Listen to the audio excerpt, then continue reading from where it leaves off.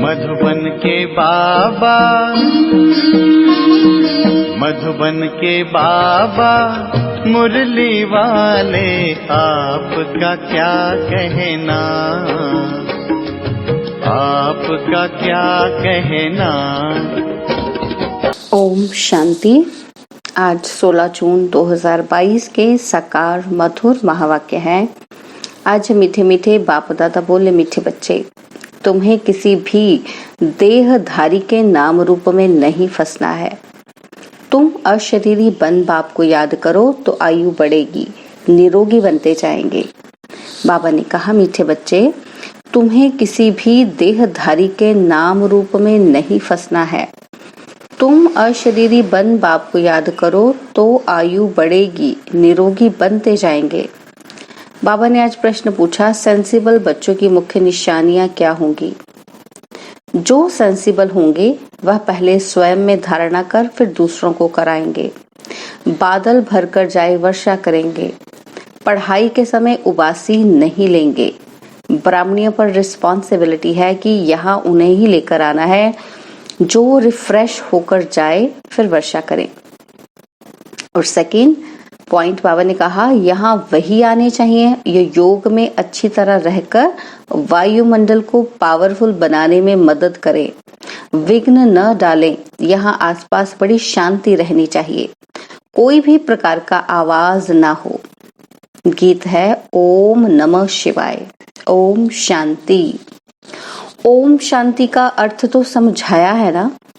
बाप कहते हैं आत्मा और परमात्मा शांत स्वरूप है। जैसे बाप वैसे बच्चे। तो बाप बच्चों को समझाते हैं तो तुम शांत स्वरूप तो हो ही, बाहर से कोई शांति नहीं मिलती। यह रावण राज्य है ना।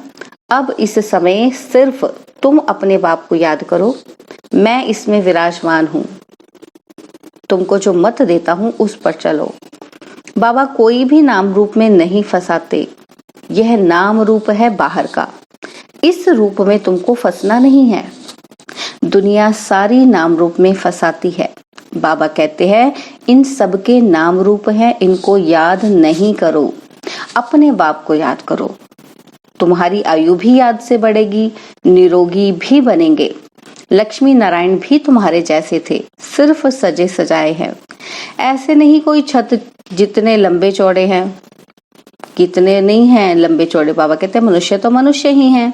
तो बाप कहते हैं कोई भी देहधारी को याद नहीं करना है, देह को भूलना है। अपने को आत्मा समझो, यह शरीर तो छोड़ना है। दूसरी बात गफलत नहीं करो। विकर्मों का बोझा सिर पर बहुत है, बहुत भारी बोझा है। सिवाय एक बाप की याद के कम नहीं हो सकता। बाप ने समझाया है जो सबसे ऊंच पावन बनते हैं वही फिर सबसे पतित बनते हैं। इसमें वंडर नहीं खाना है, अपने को देखना है। बाप को बहुत याद करना है, जितना हो सके बाप को याद करो। बहुत सहज है। जो इतना प्यारा बाप है उनको उठते बैठते याद करना है। जिसको पुकारते हैं पतित पावन आओ, परंतु हड्डी लव नहीं रहता। लव फिर भी अपने पति बच्चों आदि से रहता है। सिर्फ कहते थे कि पतित पावन आओ। बाप कहते हैं बच्चे, मैं कल्प कल्प कल्प के संगम पर आता हूँ। गाया भी हुआ है रुद्र ज्ञान यज्ञ। कृष्ण तो है ही सत्युग का प्रिंस। वह फिर उसका नाम रूप देश काल के सिवाय आ ना सके। नेहरू उस समय उस रूप में उस पोजीशन में कल्प के बाद आएंगे। वैसे ही श्री कृष्ण भी सत्युग में आएंगे। उनके फीचर्स बदल ना सके। इस यज्ञ का नाम ही है रुद्र ज्ञान यज्ञ, राजस्व अश्वमेध यज्ञ। राजाई के लिए बलि चढ़ना अर्थात उनका बनना।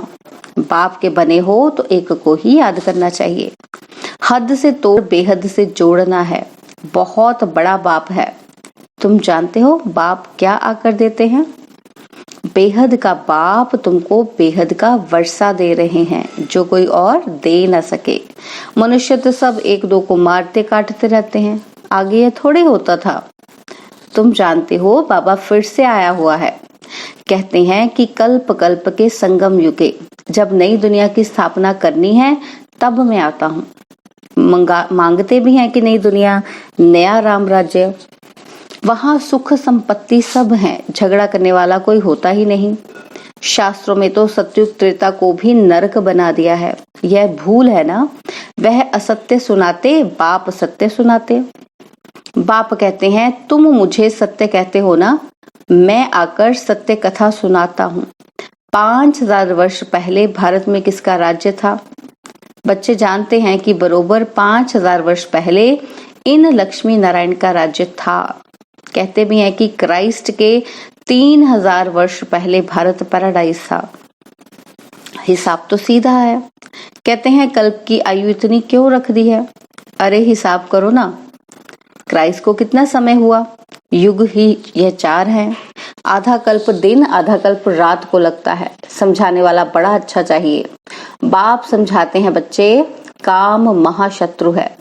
भारतवासी ही देवताओं की महिमा गाते हैं। सर्वगुण संपन्न, 16 कला संपन्न, संपूर्ण निर्विकारी। फिर 16,108 रानियां कहां से आई?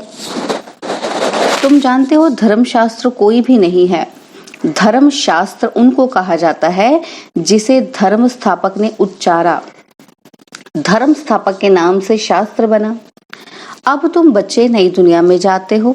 ये सब पुराना तमोप्रधान है, इसलिए बाप कहते हैं कि पुरानी चीजों से बुद्धि योग हटाए मामेकम याद करो तो तुम्हारे विकर्म विनाश हो। गफलत करते हो तो बाबा समझते हैं इनकी तकदीर ही ऐसी है बहुत सहज बात। क्या ये तुम नहीं समझ सकते हो? मोह की रग सब तरफ से निकाल, एक बाप को याद करो।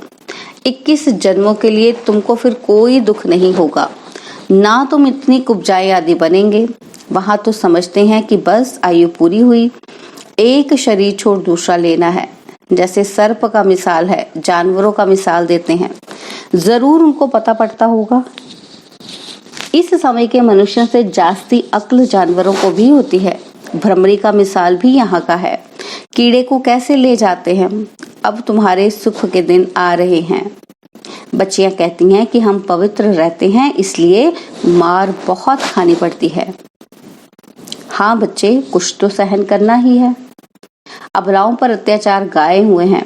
अत्याचार करें तब तो पाप का घड़ा भरे। रुद्र ज्ञान यज्ञ में विघ्न तो बहुत पड़ेंगे। अबलाओं पर अत्याचार होंगे, यह शास्त्रों में भी गायन है। बच्चियां कहती हैं कि बाबा आज से 5000 वर्ष पहले आपसे मिले थे, स्वर्ग का वर्षा लिया था, महारानी बने थे। बाबा कहते हैं हाँ बच्ची, इतना पुरुषार्थ करना होगा। याद शिव बाबा को करना है, इसको नहीं। ये गुरु नहीं है, इनके कान भी सुनते हैं। वह तुम्हारा बाप, टीचर, सतगुरु है। इन द्वारा सीखकर औरों को सिखलाते हैं। सभी का बाप वह एक है। हमको भी सिखलाने वाला वह है, इसलिए बेहद के बाप को याद करना है। विष्णु को व ब्रह्मा को थोड़े पतियों का पति कहेंगे। शिव बाबा को ही पतियों का पति कहा जाता है, तो क्यों नहीं उनको पकड़े। तुम सब पहले मूल वतन अपने पियर घर जाएंगे, फिर ससुर घर में आना है। पहले शिव बाबा के पास तो सलामी भरनी ही है, फिर आएंगे सतयुग में। कितना सहज पाई पैसे की बात है। बाबा सब तरफ बच्चों को देखते हैं, कहाँ कोई झुटका तो नहीं खाते हैं। झुटका खाया, उबासी दी, बुद्धि योग गया। फिर वह वायुमंडल को खराब कर देते हैं, क्योंकि बुद्धि योग बाहर भटकता है ना। तब बाबा हमेशा कहते हैं कि बादल ऐसे ले आओ जो रिफ्रेश होकर जाएं, वर्षा करें। बाकी क्या आकर करेंगे। ले आने वाले पर भी रिस्पॉन्सिबिलिटी है कि कौन सी ब्राह्मणी सेंसिबल है जो भरकर जाए, वर्षा करे।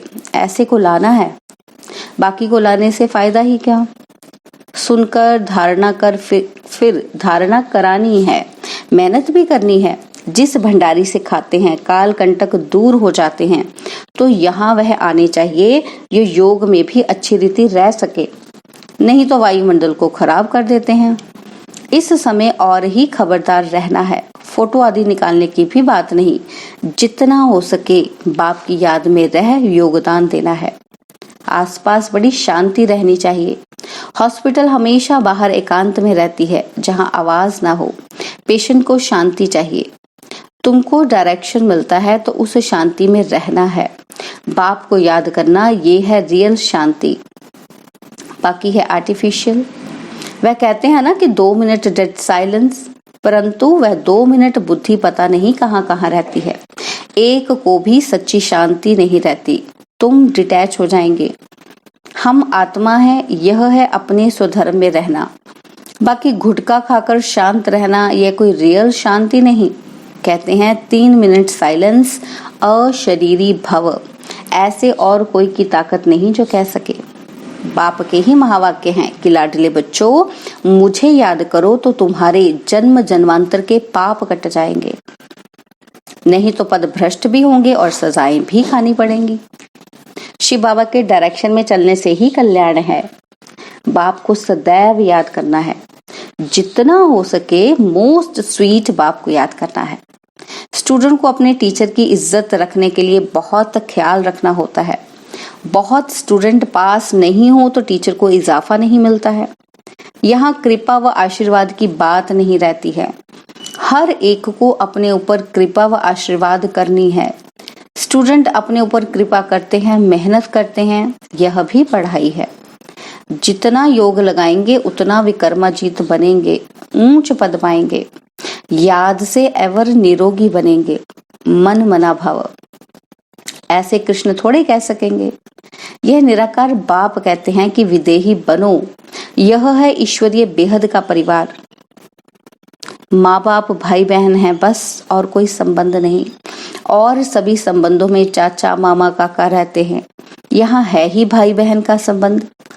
ऐसा कभी होता नहीं सिवाय संगम के, जबकि हम माता पिता से वर्षा लेते हैं, सुख घनेरे लेते हैं ना। रावण राज्य में है दुख घनेरे और राम राज्य में है सुख घनेरे, जिसके लिए तुम पुरुषार्थ करते हो। जितना जो पुरुषार्थ करता है वह कल्प कल्प के लिए सिद्ध हो जाता है। प्राप्ति बहुत भारी है। जो करोड़पति पद्मपति हैं उनका सब पैसा मिट्टी में मिल जाना है। थोड़ी लड़ाई लगने दो तो देखना फिर क्या होता है। बाकी कहानी है तुम बच्चों की। सच्ची कहानी सुनकर तुम बच्चे सच्चखंड के मालिक बनते हो, यह तो पक्का निश्चय है ना। निश्चय बिगर यहाँ कोई आ नहीं सकता। तुम बच्चों को कोई गफलत नहीं करनी चाहिए। बाप से पूरा वर्षा लेना है जैसे मम्मा बाबा ले रहे हैं। अच्छा, मीठे मीठे सिकिलदे बच्चों प्रति माता पिता बाप दादा का याद प्यार और गुड मॉर्निंग। रूहानी बाप की रूहानी बच्चों को नमस्ते। हम रूहानी बच्चों की रूहानी बाप दादाजी को दिलवा जान सिकवा प्रेम से नमस्ते। ओम शांति। प्यारे बाबा, मीठे बाबा, मेरे बाबा, शुक्रिया बाबा, शुक्रिया बाबा, शुक्रिया बाबा। धारणा के लिए मुख्य सार है, पहला पॉइंट है शरीर से डिटैच हो, स्वधर्म में स्थित रहने का अभ्यास करना है। जितना हो सके मोस्ट बिलवेड बाप को याद करना है। मोह की रग सब तरफ से निकाल देनी है।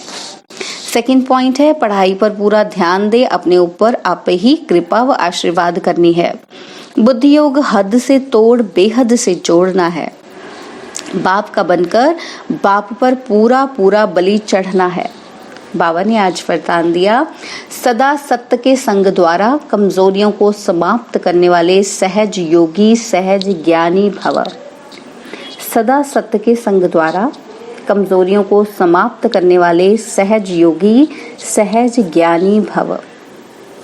कोई भी कमजोरी तब आती है जब सत्य के संग से किनारा हो जाता है और दूसरा संग लग जाता है। इसलिए भक्ति में कहते हैं सदा सत्संग में रहो। सत्संग अर्थात सदा सत्य बाप के संग में रहना। आप सबके लिए सत्य बाप का संग अति सहज है, क्योंकि समीप का संबंध है। तो सदा सत्संग में रह कमजोरियों को समाप्त करने वाले सहज योगी सहज ज्ञानी बनो। स्लोगन है, सदा प्रसन्न रहना है तो प्रशंसा सुनने की इच्छा का त्याग कर दो। सदा प्रसन्न रहना है तो प्रशंसा सुनने की इच्छा का त्याग कर दो। ओम शांति। आज हम मातेश्वरी जी के भी अनमोल महावाक्य सुनेंगे। तो सार है मुक्ति और जीवन मुक्ति की स्टेज। तो मातेश्वरी जी कहती हैं कि मुक्ति और जीवन मुक्ति दोनों स्टेज अपनी अपनी है। अब जब हम मुक्ति अक्षर कहते हैं तो मुक्ति का अर्थ है कि आत्मा शरीर के पार्ट से मुक्त है। गोया आत्मा शरीर सहित इस सृष्टि पर पार्ट नहीं है कि आत्मा का शरीर सहित, शरीर के बिना है वो। अब आत्मा का मनुष्य हस्ती में पाठ नहीं है, गोया आत्मा निराकारी दुनिया में है, सुख दुख से न्यारी दुनिया में है। इसको ही मुक्त स्टेज कहते हैं। इसे कोई मुक्ति पद नहीं कहते। जो आत्मा है ना, बाबा कहते, मातेश्वरी जी कहते हैं, और जो आत्मा कर्म बंधन से मुक्त है, अर्थात शरीर के पाठधारी होते भी वो कर्म बंधन से न्यारी है, तो उसे जीवन मुक्त पद कहते हैं। जो सबसे ऊंची स्टेज है वो है हमारी देवताई प्रारब्ध। इस ही जन्म में पुरुषार्थ करने से ये सत्युगी देवताई प्रारब्ध मिलती है, वो है हमारा ऊंच पद। परंतु जो आत्मा पाठ में नहीं है, उन्हों को पद कैसे कहें, उन्हों को कैसे कहेंगे ये पद है। अब आत्मा का स्टेज पर पाठ नहीं है तो मुक्ति कोई पद नहीं है। अब इतने जो मनुष्य संप्रदाय हैं वो कोई सबके सब सतयुग में नहीं चलते, क्योंकि वहां मनुष्य संप्रदाय कम रहती है। तो जो जितना प्रभु के साथ योग लगाए कर्मातीत बने हैं वो सतयुगी जीवन मुक्त देवी देवता पद पाते हैं। बाकी जो धर्मराज की सजाएं खाकर कर्म बंधन से मुक्त हो शुद्ध बनकर मुक्ति धाम में जाते हैं, वह मुक्ति में हैं, लेकिन मुक्ति धाम में कोई पद नहीं है। वह स्टेज तो बिगर पुरुषार्थ आपे ही अपने समय पर मिल ही जाती है। जो मनुष्य की चाहना द्वापर से लेकर कलयुग के अंत तक उठती आई है कि हम जन्म मरण के चक्र में न आवें, वो आश अब पूर्ण होती है। मतलब तो सर्व आत्माओं को वाया मुक्ति धाम से पास अवश्य होना है। अच्छा, ओम शांति। और अब यह एक बहुत अच्छी वीडियो भी जरूर देखें।